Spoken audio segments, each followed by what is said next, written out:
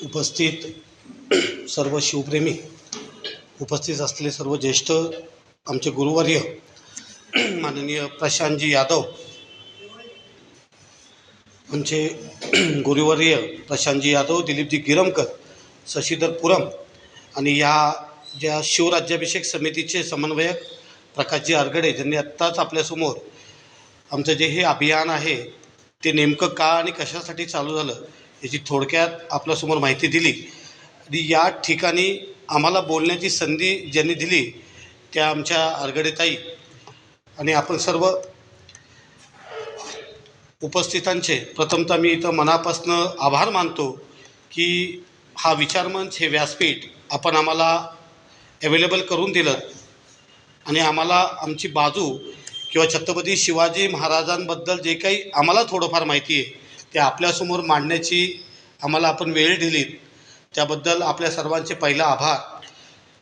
पहा, छत्रपती शिवाजी महाराज, मी तुम्हाला काही वेगळं सांगावं आणि आपण लोकांनी काही ते वेगळं ऐकावं असं माझं वय नाही. आणि समोर जे श्रोते दिसतात त्याच्यावरनं मला हे नक्कीच वाटतं की ते अभ्यासपूर्ण आणि खूप अभ्यासू आणि व्यक्तिशः ऐकणारी लोक आहेत. त्यामुळे मी तुम्हाला वेगळं काही सांगणार आणि तुम्ही वेगळं काही ऐकणार असं काही होत नाही. परंतु जे काही आहे महाराजांबद्दल आम्ही जे काही वाचले आणि जे काही आम्हाला त्याच्यातनं सुचलं आहे आणि आपल्यापर्यंत आम्ही ते काही कसे पोचवू त्याचा प्रयत्न फक्त आम्ही करतो आहे. गेले 350 व्याख्यानं आम्ही जी केली ते शाळेंमध्ये अनेक ठिकाणी आम्ही व्याख्यानं केली. त्याच्यामध्ये मुलांपर्यंत, ज्येष्ठ नागरिकांपर्यंत आम्ही आमचा विषय मांडला आणि तो पोचवला. त्याच्यामध्ये सध्याची स्थिती आणि छत्रपती शिवाजी महाराजांचा इतिहास याच्याबरोबर सांगड कशी घालता येईल याचा विचार करून आम्ही आमची पट इथं राखला आणि ठेवला आणि 350 व्याख्यानं आम्ही पूर्ण केली. पहा, छत्रपती शिवाजी महाराजांचा काळ जो आहे तो मंतरलेला आहे. त्या काळाचा अभ्यास जो कोणी करेल, जो कोणी ते वाचेल, जो कोणी त्याच्यावर संशोधन करेल तो भारावूनच जाईल. कारण की इतका विलक्षण इतिहास जगाच्या पाठीवर दुसऱ्या कुठल्याही जगामध्ये घडलेला नाही. पहा, जगाच्या राजांची जेव्हा नोंदणी सुरू झाली आणि एक यादी जगाने प्रसिद्ध केली, world best king of the world, त्याच्यात 17 राजांची नावं निघाली. त्या 17 राजांपैकी 2 राजे हे या भारतभूमीतले आहेत, एक सम्राट अशोक आणि दुसरे छत्रपती शिवाजी महाराज. पहा, त्याच्यामध्ये 2 आणखी एक नावं आहेत की ज्यांना प्रसिद्धी खूप मिळाली आणि आपल्या लोकांचं, आपल्या राजाला प्रसिद्धी देणं कमी भागलं आणि आपण तिथपर्यंत पोचूच शकलो नाही. नेपोलियन आणि सिझलर या 2 राजांना त्यांच्या लोकांनी पुष्कळ प्रसिद्धी दिली.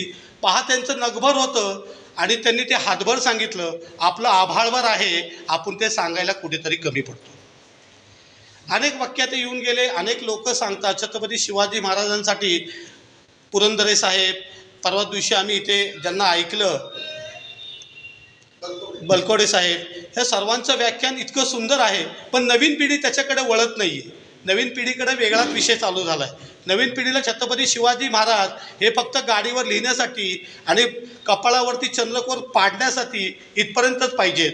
त्यांना बाकी छत्रपती शिवाजी महाराजांचं काही घेणं देणं पडलेलं नाही. महापुरुषांचे विचार त्यांना घ्यायचे नाही.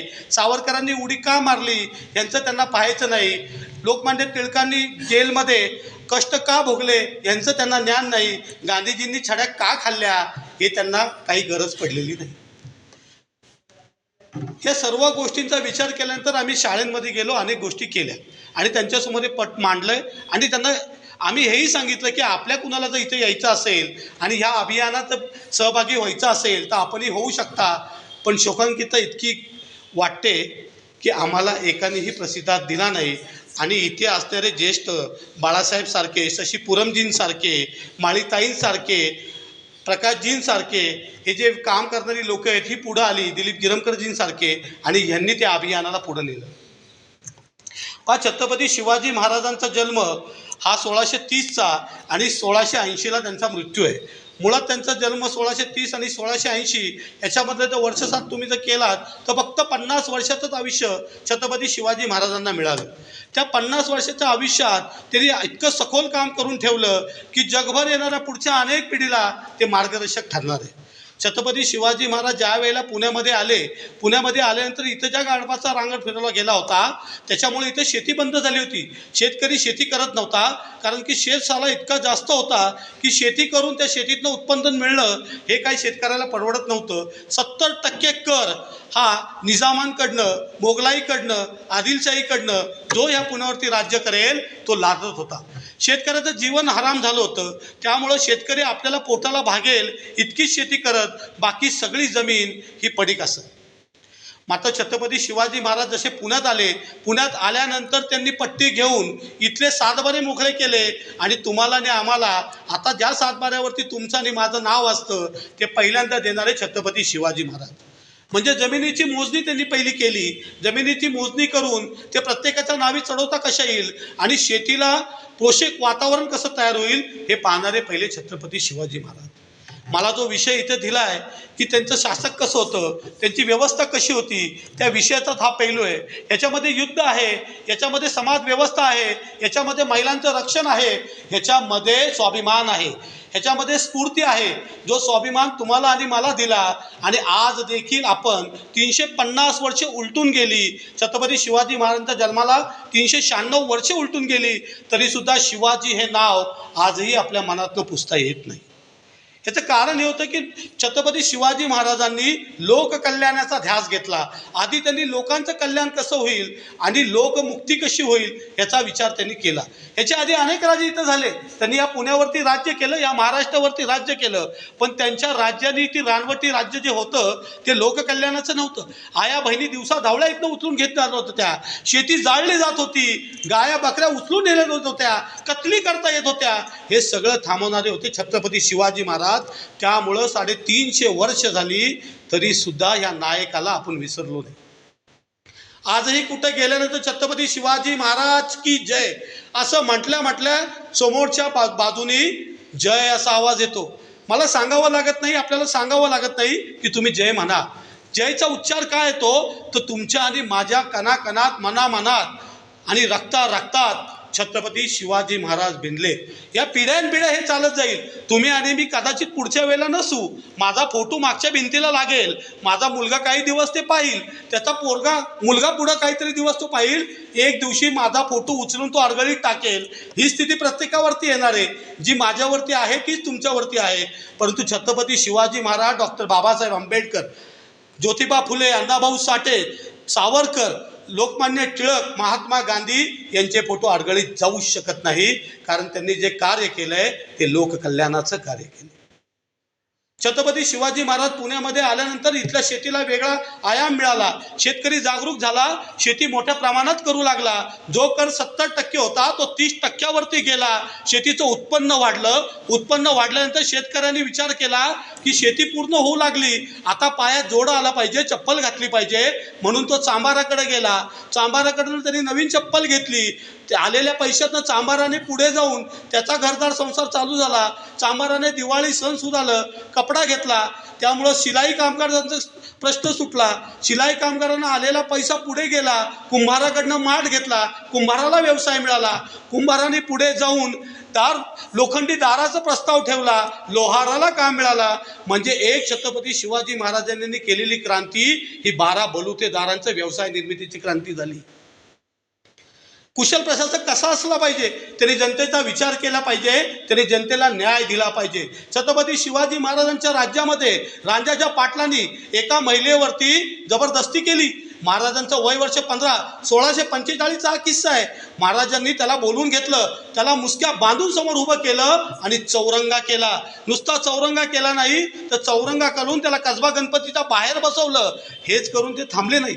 म्हणजे एकाला शिक्षा देऊन ती शिक्षा जर त्याच्या घरच्यांना मिळत असेल तर असं करून उपयोग नाही. महाराजांची दूरदृष्टी इतकी होती की छत्रपती शिवाजी महाराजांनी त्याच्या परिवारातल्या एकाला पाटीलकी दिली आणि त्याच्या खाण्याचा आणि पिण्याचा बंदोबस्त छत्रपती शिवाजी महाराजांनी लावून दिला.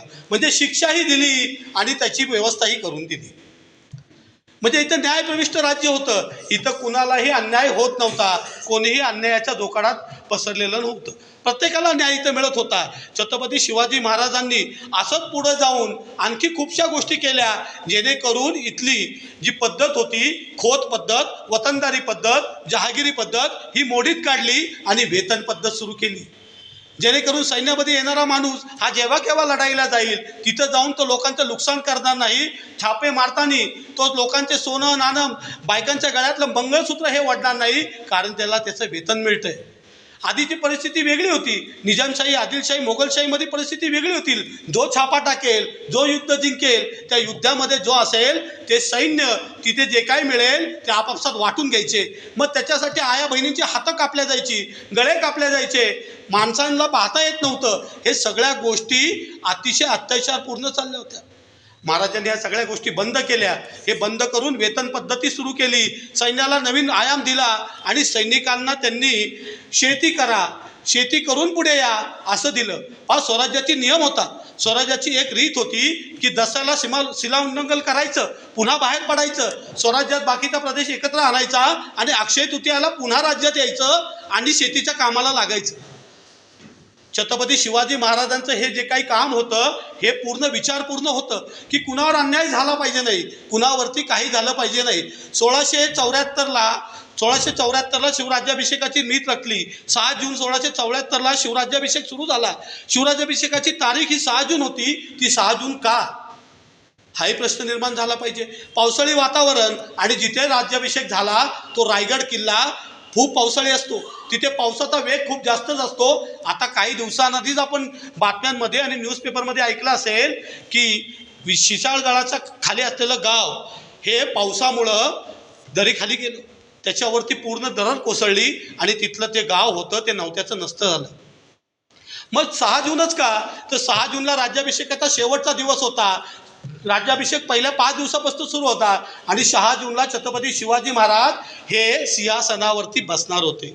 आणि 7 जूनला मृग नक्षत्र चालू होतो, पावसाचा जोर वाढतो. जर शत्रूने विचार केला की रायगडावरती चालून जाऊन हा राज्याभिषेक थांबवायचा तर शत्रू येईल पण पुन्हा काही तो जाणार नाही, या विचाराने छत्रपती शिवाजी महाराजांनी हे सर्व अडकून ठेवलं होतं. औरंगजेबाला हे कळालं, राज्याभिषेक झाला, पूर्ण थाटामाटात झाला.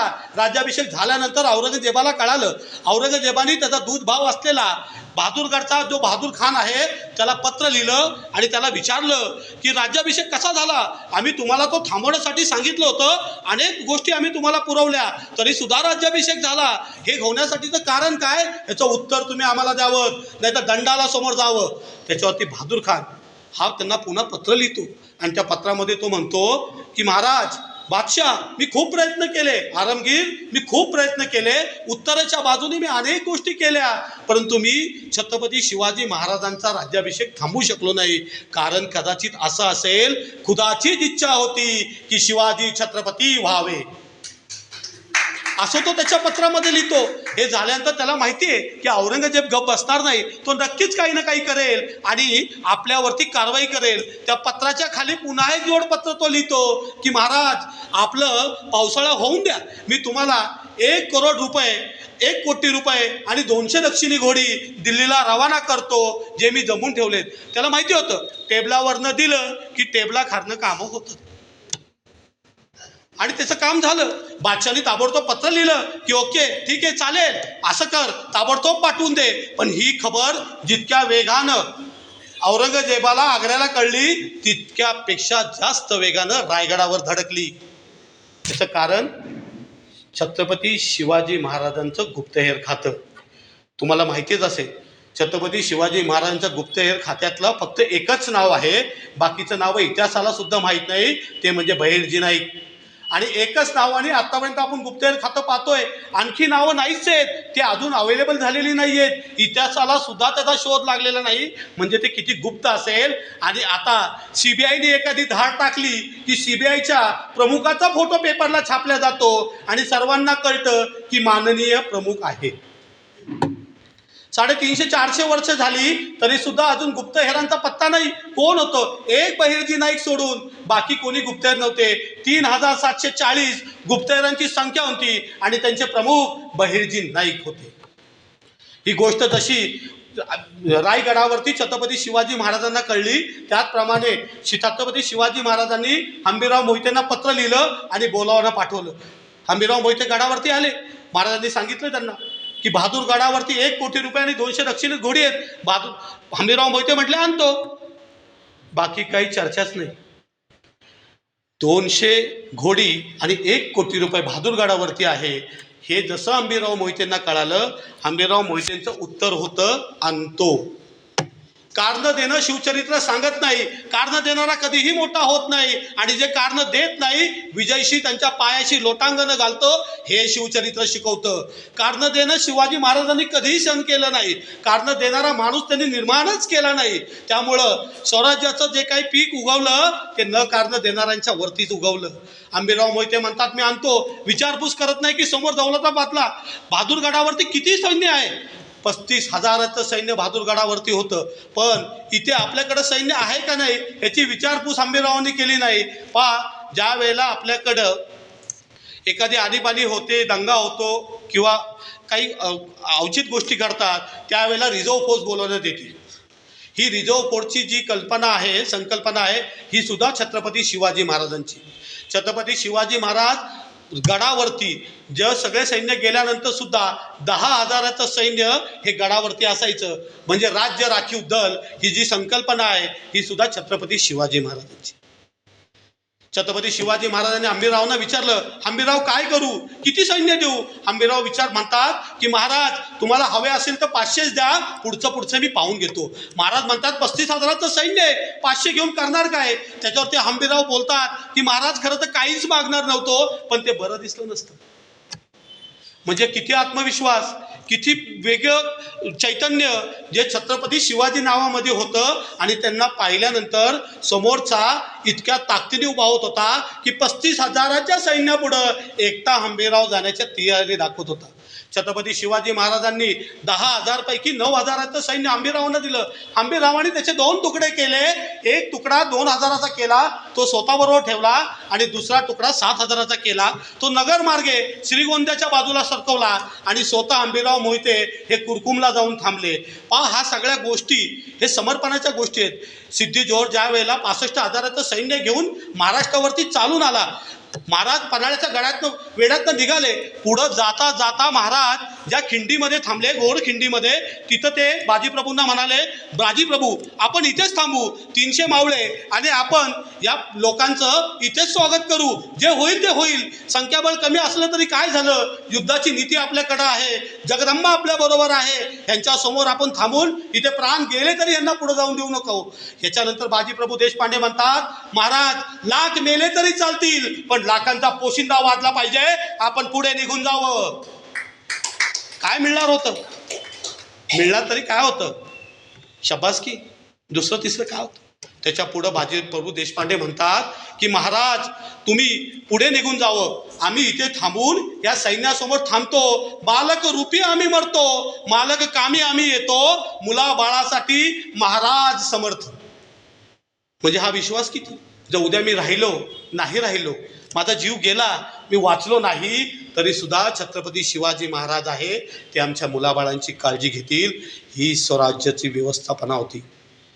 जो विषय मला दिला आहे त्याची ही चौकट आहे की महाराजांवर विश्वास किती. तानाजी मालुसरे मुलाच्या लग्नाची पत्रिका घेऊन जातो, पत्रिका देताना अंगावर कानावरती आवाज पडतात की कोंडाणा घ्यायचा आहे. तानाजी मालुसरे पत्रिका बाजूला फेकतो, महाराजांपुढे जातो आणि महाराज तुम्ही जाऊ नका, मी कोंडाणा घेतो. महाराज म्हणतात अरे राईबाचं लग्न आहे, तू लग्न लाव, मी स्वतः कोंडाण्यावर चालून जातो. तो म्हणतात की कोंडाणा घेऊन होणार काय, रायबाचं लग्न पुढे ढकलता येईल पण कोंडाण्याची स्वारी पुढे ढकलून चालणार नाही. अंगावरती शारे झेलतात, हात पाय कापल्या जातात, जीवाची पर्वा न करता तानाजी मालुसरे गडाला जातात आणि तिथेच अस्थि पावतात.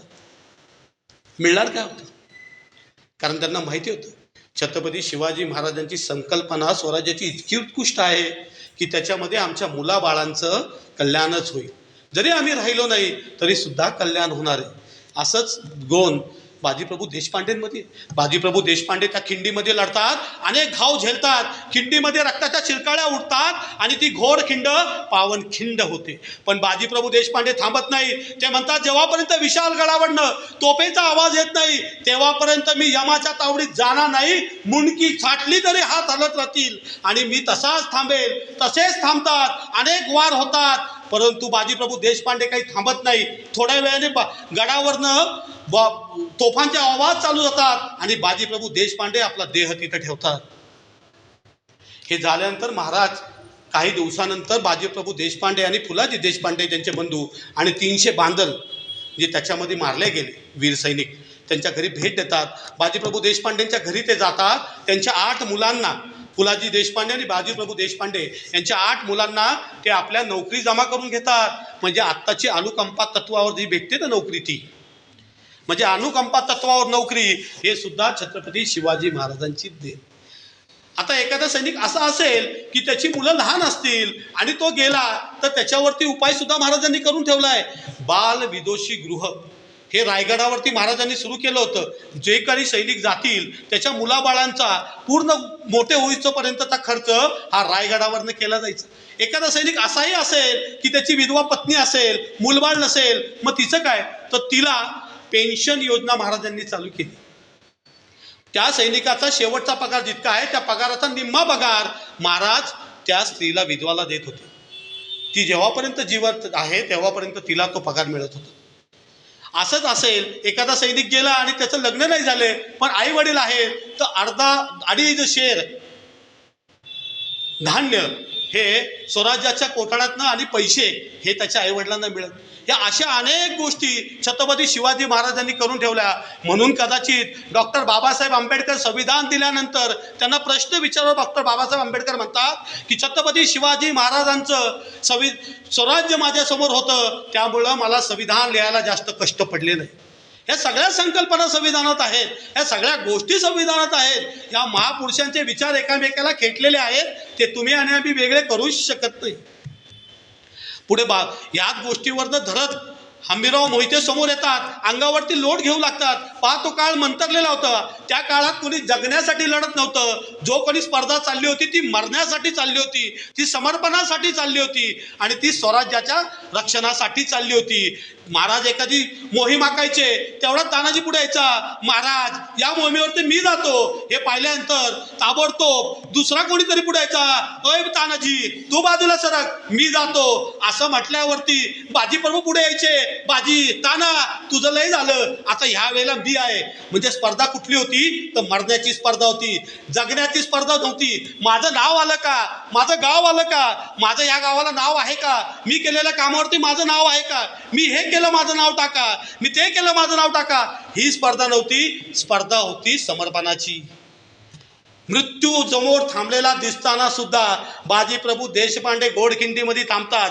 काय मिळणार होतं, काही नाही, फक्त एक थाप, तीही महाराजांची. ती थाप घेण्यासाठी म्हणून बाजीप्रभूंनी अनेक अवजारं अंगावरती झेलली. आता तर वेगळं झालंय. इथे एखाद्या चौकाला, एखाद्या गल्लीला, एखाद्या बोळाला जर फरशा बसवल्या गेल्या तर तिथं संकल्पना लिहून येते, महापुरुषांचं नाव दिलं जातं आणि खाली संकल्पना असते. अहो, ज्याच्यावर जे नाव आहे ते संकल्पनेसाठी नाही आहे. तुमची संकल्पना पोचूच शकत नाही, त्याच्यासाठी समर्पित राजकारण करावं लागतं. हातामध्ये झोळी, पायात वनवानी पाय आणि रापलेली दाढी, फाटलेला साजरा घेऊन मिरवणारे कर्मवीर भाऊराव पाटील व्हावं लागतं. अंगावरती कोडे घेणारे सावरकर व्हावं लागतं. मंडालेच्या जेलमध्ये काही न भेटणारे लोकमान्य टिळक व्हावं लागतं. सुकलेला पावाचा तुकडा पाण्यामध्ये बुडवून खाणारे डॉक्टर बाबासाहेब आंबेडकर व्हावं लागतं. काही नसताना 1.5 दिवसाचा शाळेत गेलेले अण्णाभाऊ साठे व्हावं लागतं. तेव्हा कुठं समर्पित कार्य होतं, नावं लिहून समर्पित कार्य होत नसतं. माझं नाव लिहिलं नाही, माझा फोटो टाकला नाही म्हणून भांडणारी पिढी निर्माण होऊन उपयोग होणार नाही. निर्माण करायचे असतील तर राष्ट्रप्रेमी, राष्ट्रावरती जीव देणारे निर्माण झाले पाहिजे. मी माझं माझं म्हणणाऱ्यांनी राज्य चालत नाही. माझं नाही तर आमचं आहे, आमचं म्हणण्याचीच कल्पना छत्रपती शिवाजी महाराजांनी शिवाजी राज्य असं दिलं असतं, पण स्वराज्य दिलं. स्वराज्य म्हणजे तुझं आणि माझं राज्य, ज्याच्यासाठी रक्ताचे पाट वाहिले. अनेक गोष्टींनंतर छत्रपती शिवाजी महाराजांचा विचार केला तर काय घेऊन गेले? 430 किल्ले, त्याच्यापैकी 360 किल्लेची डागडुगी महाराष्ट्रात आहे आणि त्याच्यापाशी 110 किल्ले छत्रपती शिवाजी महाराजांनी बांधले म्हणजे काय केलं तर इथल्या असणाऱ्या बांधकाम व्यावसायिकांना त्यांनी व्यवसायच दिला. नवीन किल्ल्याची उभारणी केली. एकाही किल्ल्यावर कुठे शिवाजी, शहाजी, भोसला लिहिलेलं मिळणार नाही. आणि आमच्या इथं चौकात बोर्डात तण लावलेले बोर्ड दिसतात, माननीय इथं राहतात. 360 किल्ले तो, एका किल्ल्याला नाव नाहीये. कुठेही जा शिवाजी, शहाजी, भोसले दिसणार नाही. एकच किल्ला त्यांच्या वंशजांच्या हाती आहे, तो म्हणजे प्रतापगड. उदयनराजे भोसलेंच्या हाती एकच किल्ला आहे, प्रतापगड. बाकी कुठल्या किल्ल्यावर नाव नाही. रक्त सांडलेत. बाबासाहेब पुरंदरे म्हणतात त्या किल्ल्यावरचा ढेकूळ उचलला आणि पाण्यात टाकला तर तवंग उठेल आणि इथला शूरवीर तुम्हाला त्या पाण्यात दिसेल. ते तवंग उठले गेले, ते तवंग नष्ट झाले. नवीन पिढी पाहायला सुरू नाही, काही करायला तयार नाही. इथे या सदाशिव पेठेमध्ये एक मुलगा एका मुलीच्या मागं हत्यार घेऊन, लोखंडी बार घेऊन पळतो. या पुण्यामध्ये, ज्या पुण्यामध्ये छत्रपती शिवाजी महाराजांनी रांजाच्या पाटलाचे हातपाय तोडले महिलेच्या उद्धारासाठी आणि तिच्या रक्षणासाठी, त्या पुण्यामध्ये पळतो. माणुसकी गेली आहे कुठं? माणूस चाललाय कुठे? छत्रपती शिवाजी महाराजांचं नाव घ्यायचं आणि आपण बघायचं काम करायचं, हे काय आता चालणार नाही. आता आम्हाला तुम्हाला उतरावं लागेल, त्यांचा विषय बघावा लागेल आणि थांबवावं लागेल. इथल्या 2 शूरवीर मुलांनी ते थांबवलं. एकाने हातावरती घेतलं, दुसऱ्याने त्याला पकडलं. खरंच त्या मुलांचं कौतुक करण्यासारखे. पण आजूबाजूचे असणारे असंख्य लोक काय करत होते? म्हणजे ते छत्रपती शिवाजी महाराजांच्या राज्यात राहतात का नाही, हा प्रश्न निर्माण होतो. या पुण्याने क्रांती दिली, या पुण्याने क्रांती चालू केली आणि या महाराष्ट्राने क्रांती दिली. महाराष्ट्र कधी कुणासमोर झुकला नाही. दिल्लीचा दबाव कितीही वेळा आला, पण आम्ही छत्रपती शिवाजी महाराजांची लोक आहोत, आम्ही झुकणार नाही. म्हणून त्या दिल्लेश्वराच्या समोर सुद्धा महाराज कधी शांत थांबले नाही. त्याचा अपमान त्याच्याच दरबारात केला. त्या पिढीचे आपण आहोत, त्या विचाराचे आपण आहोत.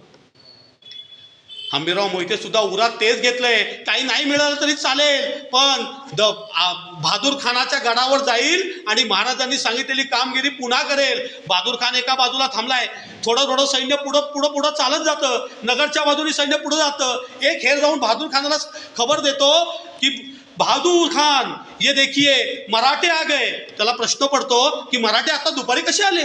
ते तर रात्री येतात. तो त्या हेराला म्हणतो, अरे ते दुपारी कसे आले? ते तर रात्री येतात. तो तर नाही, मराठेच आलेत. बहादूर खान पूर्ण 35,000 सैन्याबरोबर बाहेर पडतो. बाहेर आल्यानंतर समोरासमोरची युद्धाला सुरुवात होणार. काही अंतरावरती लोक दिसू लागतात. हर हर महाराजांचा नारा गुंजतो. पूर्ण दोन्ही बाजू यलगार होचे तिनकाळे चालू होतात. हर हर महादेवच्या कुंकाळा चालू होतात. तलवारी एकामेकाला भिडणार. तितक्यात मराठे म्हणतात भागो, दिवस घेतात. बहादूर खानला 2 मिनिटं कळतच नाही. तो तिथेच थांबतो. तो नेमकं चाललंय काय? हे युद्धाला आले होते का घाबरायला आले होते? पण त्याच्या मनात प्रश्न पडतो, अरे हे कधी समोर येतच नाहीत. हे छापे मारतात आणि जातात. कदाचित 35,000चं सैन्य बघून हे सुद्धा पुन्हा गेले असतील. हे काही थांबणार नाही. तो पुन्हा परत जातो. थोड्या वेळाने हेर पुन्हा येतो. पुन्हा तो सांगतो बहादूर खानाला, मराठे फिरसे आ गए हुजूर. तो आता हे पुन्हा का आले? पुन्हा 35,000चं सैन्य बाहेर काढतो. पुन्हा चालून जातो. समोरासमोर होतं. मराठे पुन्हा हर हर महादेव म्हणतात. यलगार होच्या भूमिका चालू होतात. पण मराठे पुन्हा रिव्हर्स गेअर टाकतात आणि पुन्हा भागो. आता बहादूर खान थांबतो. अरे हे काय खेळ आहे काय? हा काय चाललंय? युद्ध आहे का खेळ आहे? काय चाललंय काय? तिथेच थांबतो. तो आता काही सोडायचं नाही. पण त्याचा जो वकील असतो तो म्हणतो, ते घाबरून पळाले आता काही परत येणार नाही. साहेबजी हम फिर से निकलते है. पुन्हा गडावरती जातो. थोड्या वेळाने पुन्हा मराठे येतात. 7,000चं सैन्य घेऊन पुढे येतात. बहादूर खान पुन्हा खाली उतरतो. पण आता त्याचं ठरलेलं आहे, आता सोडायचं नाही. आता जिथपर्यंत जातील तिथपर्यंत पळायचं. आता सोडायचं बिलकुल नाही. जे होईल जाईल ते होईल. आणि समोरासमोर पुन्हा होतं. पुन्हा हर हर महादेव यलगार होच्या भूमिका मांडतात. पण मराठे पुन्हा रिवर्स मारतात आणि पुन्हा भागू. आता बहादूर खान संतापतो. आता काही थांबून चालणार नाही. जिथपर्यंत जातील तिथपर्यंत पळायचं. बहादूर खान शिरूळ, रांजणगाव करता करता मराठ्यांच्या मागे पुण्यात येतो. पुण्यात आल्यानंतर काही मराठे खडकवासल्याच्या बोगद्यामध्ये, काही मराठे कात्रजच्या बोगद्यामध्ये, काही मराठे सासवडच्या बोगद्यामध्ये. मराठे दिसतच नाही. बहादूर खानचं सैन्य इथं तिथं शोधत राहतं, पण मराठे काही दिसतच नाही. त्या मूर्खाला माहीतच नाही की सह्याद्रीच्या काळ्या कपाड्यात फक्त 3च लोक फिरू शकतात. एक वारा, एक सिंह आणि एक मराठे. पुन्हा पळल्या जातो. बहादूर खानला वाटतं की मला बघून सगळे पळाले. घाबरतो, उचवतो. म्हणून त्याच्या माणसं पुन्हा येतात की आपको देख के भाग गए. बहादूर खानच्या अंगामध्ये उत्साह निर्माण होतो. जितम जितम जितम, जिंकलो, मी जिंकलो म्हणून तो ढाल तशाच्या तलवारीत पुन्हा बहादूरगडाकडे निघतो. थोडा पुढे गेल्यानंतर त्याला धूर दिसू लागतो. किल्ल्याच्या जवळ जवळ जसा तो येतो त्याला धूर दिसू लागतो. त्याला माहीतच नसतं 2,000चं सैन्य घेऊन कुरकुमला थांबलेले हंबीरराव मोहिते यांना हेरांनी माहिती दिली की बहादूर खान पुण्याला आलाय. हंबीररावाने एका झेपेत बहादूरगड गाठला. 200 दक्षिणे घोडी, 1 कोटी रुपये आणि तिथं असलेलं सगळं महत्वाचं सामान हे घोड्यावरती लादून ते पुन्हा आलं. जे काही जितकं घेता आलं ते घेतलं. जे घेता नाही आलं ते अतिशय दुःखद मनाने जाळून टाकलं. तो धूर पाहून बहादूर खान पुढे जातो. पाऱ्यावरती ठेवलेल्या लोकांना विचारतो, झालं काय? तो हुजूर मराठे आहे ते. मग इथं कोण होतं? तो मराठी आहे ते, वो लेके गए. त्याला कळतच नाही की नेमकं झालं काय. मी तर इथं मराठ्यांच्या मागे पळत होतो, मग इथे मराठे आले तरी कुठनं? महाराजांची गनिमिकावा नीती इथे आपल्या समोर येते. म्हणजे शासक कसा असावा? तर शासक असा असावा. आपल्या सैन्याला कसं व्यवस्थितरित्या ट्रेन करावं, त्यांना नेमकं गनिमी कावा कसा आहे हा समजून सांगावा, कसं जायचं, काय करायचं हे सांगावं. आणि कुठली हानी न होता 1 कोटी रुपये 200 दक्षिणे घेऊन हंबीरराव मोहिते पुन्हा पुण्याकडे आले. पुन्हा पुण्याकडनं येऊन ते रायगडावरती गेले. महाराज म्हटले, वाह हंबीरराव वाह. एकही युद्ध झालं. 35,000चं सैन्य समोर आहे. 9,000चं सैन्य ते बी राखीव दलातलं सैन्य आहे 9,000चं. तरी सुद्धा एकही जीवितहानी न होता, एकही वार कुणाच्या अंगावरती न सहलता महाराजांनी 1 कोटी रुपये आणि 200 दक्षिणे घोडी हे आपल्या स्वराज्यात सामील करून घेतले. महाराज म्हटलेच होते, स्वराज्याला, राज्याभिषेकाला तसाही खर्च झाला आहे तर त्याच्याकडनंच वसूल करू. म्हणून हा विषय पहा की कुठेही शासक कसा असावा, प्रशासन कसं चालावं, आपल्या लोकांचा जीव न जाता, कुठलेही काही न होता आपल्या सरकारी तिजोरीमध्ये 1 कोटी रुपये आणि 200 दक्षिणे घोडी आणि बाकी सामान महाराजांनी जमा केलं. म्हणजे महाराजांचं यश कशात आहे? वेगवेगळ्या पर्यायांमध्ये.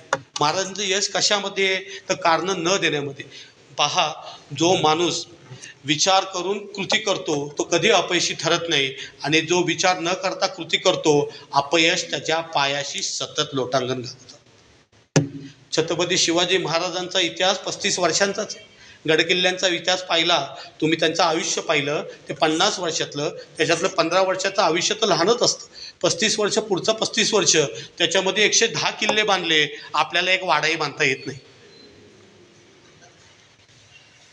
म्हणजे नेमकं काय केलं तर नियोजन पद्धती महाराजांकडे इतकी होती. महाराजांच्या फक्त 2च गोष्टी नियोजनाच्या बाहेर होत्या, त्या म्हणजे त्यांचा जन्म आणि त्यांचा मृत्यू. बाकी त्यांचं तुम्ही काही काढलं, काहीही उघडलं तर नियोजनबद्धच मिळेल. आणि इतकं सखोल अभ्यासाचं मिळेल की शाहिस्ते खानवर घातलेला छापा, जेव्हा शाहिस्ते खान उठतो आणि समोर छत्रपतींची सावली दिसते, उठतो आणि जनानखान्यामध्ये घुसतो. जनानखान्यामध्ये घुसल्यानंतर त्याच्या बायका त्याला ओरडतात की हा हुजूर आप क्या कर रहे? तो सगळ्यांना तोंड दाबायला सांगतो, गप्प बसा शिवाजी आला आहे. पण जनानखान्यातच का? कारण की त्याला माहिती होतं शत्रूच्या स्त्रीला सुद्धा आपल्या आईची जागा देणारे, आपल्या बहिणीची जागा देणारे हे छत्रपती शिवाजी महाराज आहेत. ते कधीही जनानखान्यामध्ये घुसणार नाही आणि स्त्रीवर वार करणार नाही. म्हणून शाहिस्तेखान तिथे लपून बसतो. थोड्या वेळात सगळी गडालोळ होती. महाराज निघून जातात. शाहिस्तेखानाची 3 बोटं छाटली जातात. थोड्या वेळाने त्याची बहीण त्याच्याकडे पळत येते आणि त्याला म्हणती, भाईजान माझी मुलगी सापडत नाही. कदाचित शिवाजी महाराजांचे मावळे तिला उचलून घेऊन गेले. शाहिस्तेखान म्हणतो की तुझी चूक आहे. छत्रपती शिवाजी महाराजांच्या मावळ्यांनी जरी चुकून तिला घेऊन गेला असेल तरी तू काळजी करू नको. पोटच्या पोरीसारखा तो तिला सांभाळेल आणि पुन्हा पाठवून देईल. म्हणजे शत्रूच्या विचारात सुद्धा छत्रपती शिवाजी महाराजांचं चरित्र हे अतिशय निखळ होतं आणि स्वच्छ होतं. आमचं चरित्र औरंगजेबासारखं नव्हतं की बापालाच मारून भावाचा मृत्यू पाडून मी राजगद्दीवरती बसेल. छत्रपती शिवाजी महाराजांनी आपल्या छोट्या भावाला कर्नाटकचं राज्य असंच देऊन टाकलं आणि तुम्ही राज्य करा, स्वराज्यात सामील करू नका, तुमचं राज्य तुम्ही उभं करून टाका, असं सांगणारे छत्रपती शिवाजी महाराज. आमचं चरित्र हे गौतम बुद्ध, महावीर, राम, श्रीकृष्ण यांच्यापासून चालत आले. आमच्या अंगामध्ये चारित्र्याची सीमा वाहतच आहे आणि हे बाहेरनं आलेली लोक यांचं चरित्र कधीच व्यवस्थित नव्हतं. त्यामुळं ज्या राजाचं चरित्र नीट नाही त्याचं राज्य सुद्धा नीट नाही. आणि आमचा राजा तर पतित पावन होता, सरळ होता. तो इतका व्यवस्थित होता की त्यांनी मान वर करून शत्रूच्या स्त्रीला सुद्धा पाहिलं नाही, असा आमचा राजा. आणि इथे आता वेगळं होतं. त्यांच्याच राज्यात त्यांचा किल्ला, जी पहिली स्वराज्याची राजधानी होती राजगड, त्याच्या पायथ्याशी एका मुलीचा मृतदेह सापडतो. दर्शना पवार तिचं नाव. MPSCची परीक्षा दिलेली, उत्तीर्ण झालेली मुलगी, जी वन खात्यामध्ये अधिकारी होणार होती. तिचाच मित्र तिचा तिथं खून करतो आणि त्या पायथ्याशी टाकतो ज्या पायथ्यावरती शत्रूच्या स्त्रियांना सुद्धा आदर आणि अभिमान वाटायचा. कुठं चालली आपली पिढी? आपल्या पिढीला गतीच राहिलेली नाही. इंटरनेट आणि मोबाईलच्या जगामध्ये तुमच्याकडं खूप काय. छत्रपती शिवाजी महाराजांच्या वेळेला काही नव्हतं. जसं मॅसेज पाठवायचा असायचा किंवा काही दुसऱ्या गडाला कळवायचं असायचे तर धुराचे प्रकार होते. लाल धूळ, पिवळा धूळ, पांढरा धूळ. पांढरा म्हणजे गड जिंकला गेलाय, लाल म्हणजे शत्रू समोर आहे, पिवळा म्हणजे निघून जावा आणि काळा धूर म्हणजे आता कुठेही थांबू नका. हा धुराचा प्रवास असा चालायचा. मेणबत्ती जर सिंहगडावरती जाळली गेली तर कोंढाण्याला कळायची, राजगडाला कळायची. राजगडावर जाळली गेली तर प्रतापगडला कळायची, प्रतापगडला जाळली गेली तर पुरंदरला कळायची आणि अशी माहिती जायची. म्हणजे साधारणतः 2-2 सेकंद, 5-5 सेकंदात ही लोकांपर्यंत माहिती पोहोचवायचं तज्ज्ञ महाराजांनी शोधून काढलं. हे सुद्धा विलक्षण व्यवस्थित नवीन यंत्र महाराजांनी शोधून काढले. महाराज नेव्हीचे जनक. महाराजांनी बोट बनवली. ती बोट अशी बनवली की ज्या वेळेला बोटीतनं मारा होईल त्यावेळेला बोट बुडणार नाही, त्या बोटीवरनंच मारा करता येईल. आणि अशी बोट बनवल्यानंतर पोर्तुगीज सुद्धा हादरले. पोर्तुगीजांचे 2 लोक महाराजांनी बोट बनवण्यासाठी बोलवले होते, पण त्यांना कळलं जर उद्या छत्रपती शिवाजी महाराजांनी जर बोट बनवली तर पोर्तुगीज साम्राज्यच ते घेऊन टाकतील. कदाचित त्या बोटीवरनं ते आमच्या राज्यातच घुसतील आणि ते राज्य सुद्धा स्वराज्यात येऊन मिळेल. त्यामुळं ते रात्रीच पळून गेले. सेमिंगन त्यांचं नाव. 2 भाऊ होते. पण शिवाजी महाराज थांबले नाही. की पर्याय निर्माण करणं हे छत्रपती शिवाजी महाराजांनी सांगितलंय. त्यांनी कोकणातले भंडारी, मुस्लिम या सगळ्या समाजांना एकत्र केलं आणि नौका बनवली आणि त्या नौकेच्या आधाराने त्यांनी आपल्या इथं पूर्णपणे समुद्रावरती आपलं राज्य स्थापन केलं. त्या स्थापन केलेल्या राज्याचा विषय इतका उंचपर्यंत गेला की इंग्रजांनी महाराजांबरोबर पत्रव्यवहार केलाय आणि त्या पत्रामध्ये इंग्रज म्हणतात की छत्रपती शिवाजी महाराजांनी बनवलेली नाव ही त्यांनी आम्हाला विकावी. म्हणजे ज्या देशाला आपण आता प्रगत म्हणतो तो त्यावेळेला छत्रपती शिवाजी महाराजांनी आपल्यापेक्षा कुमकुमीत दाखवला होता. आणि आता आपल्याकडे अनेक गोष्टी आहेत पण आपली नवीन पिढी त्याच्या मागे जायला तयार नाही. आपल्या पिढीचं लक्ष वेगळंच चाललंय. आमच्या पिढीला आता डिस्को लागतो, आमच्या पिढीला आता सिगरेट लागती, आमच्या पिढीला आता ते नवीन आले हुक्का तो लागतो. अहो ज्या महाराजांनी धूर केला राज्य राखण्यासाठी तो धूर हे आत घेतात आणि स्वतःचीच छातीचा पिंजरा करतात. म्हणजे नेमकं महाराजांचं काय अर्थकारण, राजकारण, गनिमी कावा. तुम्ही कुठल्याही क्षेत्रात पाय टाका, कुठल्याही बाजूला वळा, तुम्हाला महाराज दिसतील, तुम्हाला महाराज जाणतील. तेव्हा मला कुठेतरी असं वाटतं की डॉक्टर बाबासाहेब आंबेडकर असं का म्हटले की संविधान लिहिताना मला जास्त कष्ट पडलेच नाही, कारण छत्रपती शिवाजी महाराजांच्या स्वराज्याची संकल्पना माझ्या डोळ्यासमोर होती. कदाचित हे तर असेल. एका ठिकाणी डॉक्टर बाबासाहेब आंबेडकर म्हणतात, शिका, संघटित व्हा आणि संघर्ष करा. महाराज शिकले, सवंगडी गोळा केले आणि मोगलांविरुद्ध संघर्ष केला. म्हणजे शिका, संघटित व्हा आणि संघर्ष करा. ही कदाचित विचार महाराजांकडनं तर घेतले नाहीच. आपल्याला बारीक बारीक गोष्टींवर विचार करावा लागेल. अण्णाभाऊ साठे रशियाला जातात, रशियाच्या दारोदारी चौकात रोडला छत्रपती शिवाजी महाराजांचा पोवाडा गातात आणि शिवाजी महाराजांची गुणगान करतात. ज्यांना गुरु मानतात ते डॉक्टर बाबासाहेब आंबेडकर. एक पत्र लिहिताना वर जय शिवराय लिहितात आणि जय शिवाजी जय भवानी ही घोषणा निर्माण करणारे सुद्धा डॉक्टर बाबासाहेब आंबेडकर. बाबासाहेब आंबेडकर ज्यांना गुरु मानतात ते महात्मा ज्योतिबा फुले रायगडावरती जातात, 3 दिवस राहतात, छत्रपतींची समाधी शोधतात आणि शिव उत्सव हिराबागच्या चौकामध्ये 10 दिवस साजरे करतात. महात्मा ज्योतिबा फुलेंचं निधन होतं, पुढे लोकमान्य टिळक तो धागा पुढे नेतात आणि शिवजयंतीतनं या देशावर आलेलं संकट इंग्रजांचं माध्यमातनं लोकांचं प्रबोधन करून लोकांना स्वराज्यासाठी उभं करतात. ते ज्यांना गुरु मानतात महात्मा ज्योतिबा फुले, ते छत्रपती शिवाजी महाराज हे आपल्या गुरुला जेव्हा विचार करतात तेव्हा तुकाराम महाराज, रामदास स्वामी यांच्या विचाराने विचार करत ते अनेक गोष्टी करतात. लोककल्याण, समाज कल्याण, स्त्रीचा आदर या सगळ्या गोष्टीवरती राहतात आणि त्या गोष्टीचा अंमल करतात. आपल्या घटनेमध्ये ते सगळ्या गोष्टी घेतात, कुठेही ते सोडत नाही आणि जातीयवादाचा ते निळखून विरोध करतात. आम्ही कुणाला जातीच्या चौकटीत वाटत नाही, पण कोणी जर आमच्या धर्मावरती चालत आलं तर त्याला जसाच्या तसंच उत्तर देणारे हे छत्रपती शिवाजी महाराज. आम्ही कुठे गेलो नाही, आम्ही भारत सोडून कधी कुणावर आक्रमण केलं नाही. आम्ही आमच्या देशापुरतेच राहिलो, पण बाहेरचे आले, आमच्यावरती आक्रमण केली, आमचेच मंदिरं पाडल्यात गेले, आमच्याच विहारी नासुल्या गेल्या, मग आम्ही गप्प कसे बसलो? मग छत्रपती शिवाजी महाराजांचा विरोध तिथंच आहे. विरोध माणुसकीला नाहीये, विरोध जातीला नाहीये, विरोध मानवतेला नाहीये, विरोध तुमच्या क्रूर कर्माला आहे. मग त्यांना जातीच्या चौकटीत बांधण्याचा काही अर्थच नाहीये की छत्रपती शिवाजी महाराज मराठ्यांचे, महात्मा ज्योतिबा फुले माळ्यांचे, डॉक्टर बाबासाहेब आंबेडकर महारांचे, अण्णाभाऊ साठे मातंगांचे, गौतम बुद्ध वेगळ्या जातीचे, महावीर स्वामी जैनांचे, तुकाराम महाराज कुणबी मराठा. अहो पण हे सगळे गुरु शिष्य आहेत. ह्याचा विचार तुम्ही कधी करणार?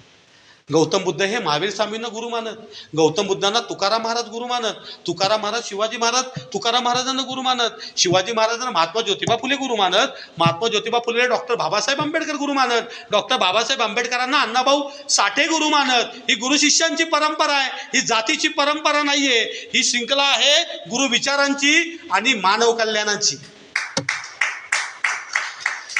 इथे वाटता येणार नाही, काही काल्पनिक कथा आहे, पण तरी सुद्धा सांगतो.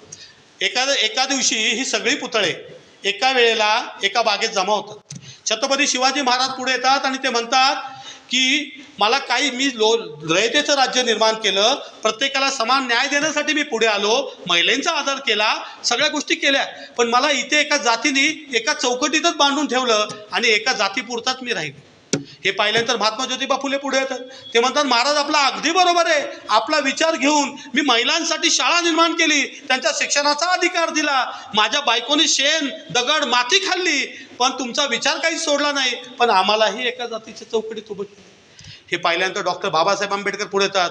ते म्हणतात, तुमच्या दोघांना पाहून मी समता, न्याय, बंधुत्व आणि स्वातंत्र्य याच्यावरती निर्मित संविधान निर्माण केलं आणि सर्वांना समान न्याय दिला, पण मलाही एका जातीच्या चौकटीतच ठेवलं. हे पाहिल्यानंतर लोकमान्य टिळक पुढे येतात. ते म्हणतात, अरे बाबांनो, तुमचं तर ठीक आहे, तुम्हाला एखाद्या जातीने घेतलं, तरी माझी अवस्था इतकी बिकट करून ठेवली आहे की सदाशिवपेठ, नारायणपेठ, शनिवारपेठ ह्याच्या पलीकडे मला ही लोक बाहेरच काढत नाही. हे पाहिल्यानंतर महात्मा गांधी काठी टेकत पुढे येतात. ते म्हणतात, अरे तुम्हाला तरी एखाद्या जातीने, एखाद्या समाजाने, एखाद्या पेठेने घेतलंय, माझी अवस्था तर इतकी बिकट करून ठेवली आहे की शासकीय भिंतींवरती गेले अनेक वर्ष लटकून ठेवलंय, धूळ साठल्या जाती, जयंती येते, पुण्यतिथी येते, पुसल्या जातो, उभा केलेल्या पुतळ्यावरती पक्षी रोज नित्य कार्यक्रम करतात, एक दिवशी फायर ब्रिगेडची गाडी येते, त्यांनी मला धुतल्या जातं आणि त्याच्याबरोबर माझे विचारही धुतल्या जातात, मला कुणीच घेतलं नाही. म्हणजे ह्या महापुरुषांची अवस्था आपण करून ठेवली आहे. एका एकाला जातीच्या चौकटीत इथे तिथे बांधून ठेवलं आहे आणि तुम्ही त्यांना सुट्ट सोडतच नाही आहे. ज्या दिवशी त्यांना तुम्ही मोकळं कराल, ज्या दिवशी त्यांना तुम्ही सदाशिव पेठेतनं बाहेर आणणार, ज्या दिवशी अण्णाभाऊ साठे ह्या सदाशिव पेठेत येतील, डॉक्टर बाबासाहेब आंबेडकर इथे येतील, छत्रपती शिवाजी महाराज बाहेर जातील, त्याच दिवशी या देशात क्रांती घडेल आणि नवीन देश निर्माण होईल. अजूनही जातीच्या चौकटीत येतोय. मणिपूरमध्ये अजूनही महिलांची धिंड काढण्यात येते. अहो या देशाचा इतिहास किती मोठा आहे. इथे रामायण झालं ते एका महिलेसाठी, इथं महाभारत झालं ते एका महिलेसाठी. गौतम बुद्धांनी ग्रहत्याग केला, महिलांना आधार केला, स्वतःच्या शिष्य म्हणून त्यांनी महिलांना पहिल्यांदा आपल्या गुरु शिष्याच्या याच्यामध्ये एंट्री दिली. अहो इथे सगळं झालं ते महिलांच्या आधारासाठी आणि आपण आज त्या मणिपूरसारख्या ठिकाणी ज्वलंत विषय चाललाय. म्हणजे आपल्या राजकारणासाठी आपण लोकांना जाळतोय. हे कधीपर्यंत चालायचं? हे चालतं काम नाही. फेसबुक, ट्विटर यावरती तर आता अनेक गोष्टी येतात आहे, पण त्या खऱ्या आहेत का खोट्या आहेत हेही आपल्याला कळत नसतं. पण आपण त्या तशाच पुढं फॉरवर्ड करतो. जगातला सगळ्यात घातक काही वस्तू असेल माझ्या विचाराने तर ती आता मोबाईल आहे. कदाचित जर तिसरं महायुद्ध होईल, झालंच मोठं, तर ते मोबाईलच घडवेल. दुसरं तिसरं काही नाही. त्याचं सगळ्यात मोठं कारण हे मोबाईल असेल आणि मोबाईलच घडवेल. बहादूर खानाचा खजिना लुटून आणल्यानंतर हंबीरराव मोहिते शिवाजी महाराजांसमोर थांबतात. शिवाजी महाराज शाबासकी देऊन पुढे ते पाठवतात. पण महाराजांना माहिती होतं की बहादूर खान थांबणार नाही. तो आजूबाजूचं सगळं सैन्य गोळा करेल आणि तो रायगडावरती धाव घेईल. पण त्यावेळेला धाव घेतली तर आपण याचा सामना करायचा कसा, त्याला प्रतिकार करायचा कसा? कारण की रायगडावरती तर फक्त 10,000च सैन्य आहे आणि बहादूर खानाकडे 35,000चं सैन्य आहे आणि तो सैन्य मोठं करूनच येईल. त्यामुळं शिवाजी महाराजांची कल्पनायुक्ती चालू झाली, राजकारण चालू झालं. महाराजांनी ताबडतोब आपले वकील बोलवले, काजी हैदरांना बोलवलं. काजी हैदरांना बहादूरगडावरती पाठवलं आणि त्यांना सांगितलं की त्याच्याबरोबर तहाच्या गोष्टी करून या. काजी हैदर बहादूर खानासमोर गेले. बहादूर खान भेटायलाच तयार नाही. ते फसवतात, मला काय भेटायचं नाही. पण राज्य शिष्टाचार असतो, वकिलाला भेटावं लागतं. बहादूर खान भेटले. बहादूर खान भेटल्यानंतर काजी हैदर त्यांना म्हणाले की महाराज, बादशाह, आम्हाला खूप दुःख होतं आहे की तुमचे 1 कोटी रुपये आणि 200 दक्षिणे घोडे हे चुकून आमच्या हंबीररावाने घेऊन गेले. त्याबद्दल महाराज खूप दुःखी आहेत. 3 दिवस ते जेवले नाही आहेत, पाणी घेतलेलं नाही आहे. महाराजांनी असा सांगावा पाठवला आहे की जसा पावसाळा थांबेल तसा तुमच्या लोकांना काही दिवसातच आम्ही 210 गड आणि संभाजी महाराज हे तुमच्या स्वाधीन करल. आणि आपण जेव्हा म्हणाल त्यावेळेला स्वतः छत्रपती शिवाजी महाराज हे आपल्या सेवेसाठी येतील. तसा बहादूर खान खुर्चीवरनं उडाला. असंच मग ताबडतोब आजच्या आण 10 किल्ले लिहून दे, शिवाजी महाराजांना बोलव, संभाजी महाराजांना बोलव, ते कधी येतात ते त्यांना घेऊन ये. काजी हैदरांना कळलं मासा गळ्याला लागलाय.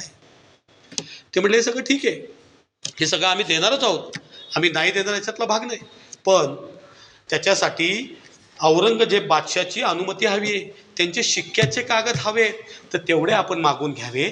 ते जसे येतील तसे आम्ही तुम्हाला देऊ. त्यावेळेला मोबाईल नव्हता, इंटरनेट नव्हतं. नाही तर आत्ता फोन उचलला, औरंगजेबाला लावला की तो तेवढा पाठवून द्या कागद, स्टॅम्पवाले, किंवा मेल करा, PDF पाठवली तरी चालेल. तेव्हाचं जग इतकं फास्ट नव्हतं, स्लो होतं. घोडेस्वाराने जरी तो तक्ता घेतला आणि तो जायचं म्हटला तर 2 महिने लागायचे. म्हणजे जायला 2 महिने, यायला 2 महिने, साधारणतः 4 महिने लागणार. आपल्याला बहादूर खानाला किती महिने थोपवायचंय? 4 महिने. कारण की 4 महिन्यात पावसाळा संपतो, पुन्हा सैनिक पुन्हा गडावरती येतात आणि पुन्हा सगळं काम चालू होतं. त्यामुळे शिवाजी महाराजांनी त्यांना सांगितलं. हे झाल्यानंतर बहादूर खान पुन्हा, काजी हैदर पुन्हा आले. त्यांनी महाराजांना झालेल्या सगळ्या गोष्टी सांगितल्या. बहादूर खानाने औरंगजेबाला पत्र पाठवलं. 4 महिन्यानंतर पत्र आलं, औरंगजेबाच्या खबरीचं पत्र आलं. त्यांनी पूर्ण त्याच्यावरती शिक्का वगैरे मारून दिलं की गड देणारे, किल्ले देणारे. औरंगजेबी खुश आणि बहादूर खानही खुश. बहादूर खानाने आपले 2 वकील ताबडतोब रायगडावरती 4 महिन्यानंतर रवाना केले आणि छत्रपती शिवाजी महाराजांना सांगितलं तुम्ही जे म्हटला होतात महाराज त्यासाठी आम्ही आलोय. हे शिक्क्याचे कागद तुमच्यासमोर. कसले? तुमचा वकील आला होता. कोण? काजी हैदर. कशाला? अहो ते हंबीरराव तुमचे 1 कोटी रुपये आणि 200 दक्षिणेत घोडी घेऊन गेला होता. कधी? वकील 2 मिनिटं काही कळलंच नाही. वकील म्हटले की तुम्ही संभाजी महाराज आम्हाला येणार होते, तुम्ही स्वतः येणार होतात. शिवाजी महाराज ताडदिशी उठतात आणि म्हणतात बहादूर खानाने असा कोणता तलवारीचा पराक्रम दाखवलाय जेणेकरून आमचा पुत्र त्याला द्यावा आणि आम्ही त्याच्या सेवेखातीर यावं. जर असं असेल तर त्यांनी समोर यावं आणि युद्ध करावं. कारण तेव्हापर्यंत 80,000चे सैन्य महाराजांनी रायगडावरती जमून ठेवलं होतं. वकील पुन्हा खाली तोंड घालून पुन्हा गेले. जाऊन त्यांनी पुन्हा बहादूर खानाला सांगितलं, हा शिवाजी महाराजांचा राजकारणाचा एक पैलू आहे. आत्तापर्यंत मी तुम्हाला 4-5 पैलू त्यांचे सांगितले. हा राजकारणाचा पैलू आहे की गनिमी कावा, जर आपलं सैन्य पूर्ण नसेल तर समोरचं सैन्य कसं कमी करावं हे याच्यातनं शिकता येतं. जर आपण संख्या वाढवू शकत नसू तर समोरच्याची संख्याबळ कशी कमी करावे हे याच्यातनं दिसतं. नाहीतर त्याच्या मतदारसंघात त्याचा जोर जास्त आहे, मी तिकीट कसं भरू हे म्हणायची वेळच नव्हती. तू तिकीट भर, त्याचं संख्याबळ कमी कर, हे छत्रपती शिवाजी महाराज सांगतात. आत्ताच्या राजकारणांसाठी त्या गोष्टी लागू होतात. तू तिकीट भर, त्याचं संख्याबळ कमी कर. तुझ्याकडं संख्या नाही ना तर त्याची संख्या कमी कर, म्हणजे बरोबरीला येशील. आणि मग जून जे होईल ते होईल. सरपटत जा, फडफडत जा, पळत जा, जसं जमेल तसं जा, पण जा. यश काही अंतरावरती तुझी वाट बघतंय. यशाची माळ तुझ्या गळ्यात पडेल, पण त्याच्यासाठी तुला आधी प्रयत्न करावे लागतील. प्रयत्नच नाही केले तर यश कसे येईल? छत्रपती शिवाजी महाराजांनी आंबेरावांना सांगितलं होतं की 200 दक्षिणे घोडी आणि 1 कोटी रुपये. तर आंबेराव छत्रपती शिवाजी महाराजांना म्हटले असते, महाराज पावसाळा आहे, थोडं थांबून जातो, मला सर्दीचा त्रास आहे, ॲलर्जी आहे, मला सायनेसचा त्रास आहे, थोडं जाऊन जातो, माझ्याकडे कानटोपी नाही, रेनकोट नाही. ते 1 कोटी रुपये आले नसते. पण कारणं देणं स्वराज्यात कधीच नव्हतं. तुम्ही कोणीही काढा, कधी कोणी कारणं दिली नाही. ज्यांनी केली, महाराजांनी सांगितलेला शब्द पुढे ठेवला आणि त्यांनी स्वराज्यासाठी प्राण अर्पण केले. महाराज कसे कुशल प्रशासक आहेत की त्यांनी माणसाच्या उरामध्ये नेमकं काय भरलं होतं, माणसाच्या मनामध्ये त्यांनी काय भरलं होतं, तर देशनिष्ठा. त्यांनी राष्ट्रीय कॅरेक्टर निर्माण केले होते की देश माझा आहे, राज्य माझं आहे, लोक माझे आहेत, जे झालं गेलं ते होऊन दे, माझा प्राण गेला तरी चालेल, पण देशाचं रक्षण पहिलं महत्वाचं आहे. हे महाराजांनी होऊन ठेवलं होतं. म्हणजे महाराजांची जी कुशल परंपरा 35 वर्ष 50 वर्ष आहे आणि गेले 400 वर्ष तुम्ही आणि आम्ही त्यांना विसरत नाही, त्याचं हे गोडगणित आहे. एकाचाही जीव गेला नाही. अफजल खानच्या भेटीच्या वेळेला शिवाजी महाराज जेव्हा संभाजी कावजी यांना घेऊन जातात, अफजल खानाचा वध होतो, अफजल खान खाली पडतो, जीवा महाले सय्यद बंडाचा हात उरतात. शिवाजी महाराज आपल्या 10 बॉडीगार्डांना पुन्हा म्हणतात दिवस चला, पुन्हा जात असतात. महाराज बघतात मागे पलटून पाहतात 90 जण. ते थांबतात की नेमकं कोण नाहीये. मग त्यांना कळतं की संभाजी कावजी नाहीये. थोड्या वेळात धापा टाका संभाजी कावजी तिथे येतो. संभाजी कावजी आले तर महाराज म्हणतात, संभाजी कुठं होतात तुम्ही? जसं ठरल्याप्रमाणे नियमाप्रमाणे तुम्ही केलं नाही, जे सांगितलं होतं तेच झालं पाहिजे, नियोजनाच्या बाहेर एकही गोष्ट करता कामा नये. संभाजी ताबडतोब मागचा हात बाहेर काढतो आणि त्या हातामध्ये अफजल खानाची मुंडकी असते. तो म्हणतो, महाराज हे आणाया गेलो होतो, मला वाटलं तो मरतो का नाही. महाराज म्हणतात, अरे संभाजी, ज्या वाघनखं मी त्याच्या पोटात घातली होती त्या वाघनखाला मी इतकं विषारी विष लावलं होतं की त्याचा स्पर्श जरी त्याला होतो तरी तो मरतो. जर तू हे मुंडकं आणतानी तुझ्या डोक्यावरती एखादा घाव झाला असता, तुझा प्राण गेला असता, तर तुझ्या आईला मी काय उत्तर दिलं असतं? अफजल खान नसता मेला तर चालला असता, पण मला माझ्या स्वराज्याचा एकही मावळा मरता कामा नाहीये, हे सांगणारे शिवाजी महाराज. म्हणजे प्रत्येकाचा जीव किती महत्वाचा आहे, प्रत्येकाचं स्वराज्याचं योगदान किती महत्वाचं आहे, हे सांगणारे शिवाजी महाराज. आजकालच्या परिस्थितीमध्ये ह्या सगळ्या गोष्टी इतक्या लागू होतात की कार्यकर्त्याला वापरलं जातं, नेता पुढे निघून जातो. इथं नेता कार्यकर्त्याचा विचार करतोय, नेता कार्यकर्त्याला काय होतंय का नाही याचा भाग बनतोय, आणि त्याच्यासाठी म्हणून स्वतः महाराज थांबतात आणि पुढे जातात. परिस्थिती वेगळी होत गेली, विषय वेगळे होत गेले.